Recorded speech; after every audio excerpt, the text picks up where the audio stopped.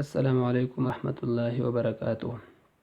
محترم ورونو، اکثر ملګري چې دی نو ټلیفون کوي، رابطه کوي او بعضې دلته کې تپوس کوي د کاروبار دپاره او دغه شانتې د مخې د روانېدو دپاره څه وظایف غواړي او بار بار دا تپوس کېږي. نو د دې لپاره یو وظیفه ده، اسانه وظیفه ده او مجربه هم ډېره ده چې دغه وظیفه موږ شروع کړو انشاءالله العزیز چې مخه به روانه شي. الله پاک به خپل رحم وکړي، خپل نصرت او امداد به وکړي. وظیفه دا ده چې د سهار د مانځه نه وروستو 9 پیرې اذا جاء نصر الله والفتح ورأيت الناس يدخلون في دين الله افواجا فسبح بحمد ربك واستغفر انه كان توابا. دا صورت ویل دي 9 پیرې د سهار مانځه نه وروستو ویل دي او بیا د ماسپښین، مازدیګر، ماښام، ماسخوتن د هر یو مانځه نه وروستو اته پیرې ویل دي. صحیح ده که نه؟ نو د سهار د مانځه نه وروستو 9 پیرې او بیا وروستو د هر مانځه نه وروستو اته پیرې ویل دي. دا وظیفه چې کومه ده نو دا اجازت سره تعلق ساتي.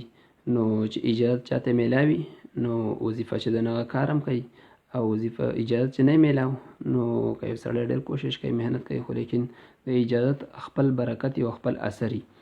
نو د دې خو زما سره اجازه شته او زما له طرف نه هر هغه مسلمان ته، هر هغه د نبی علیه الصلاة والسلام امتی ته اجازت دی چې هغه د دې وظیفې د شروع کولو نه مخکې 313 پیرې په نبی علیه الصلاة والسلام باندې درود شریف ووایي.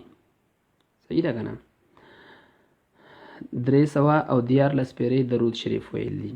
نو هغه که هر یو درود شریف وي، هر یو چې وي وصلی الله علی النبی الامی، وصلی الله علی النبی الامی، وصلی الله علی النبی الامی، اسان درود شریف دی. دا درود شریف دی ویلی شي چې دا درود شریف کم یو کس ووي نو بس زما اجازت چې دی نو هغه ته میلاو شو.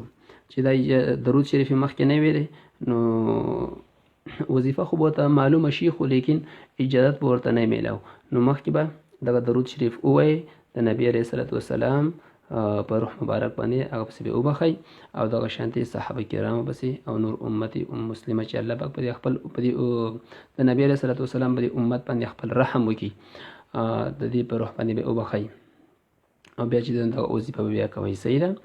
او بل دا وظیفه چې دا مخکې شیر کوي چې نور مسلمانانو ته د خیر او برکت ورسي.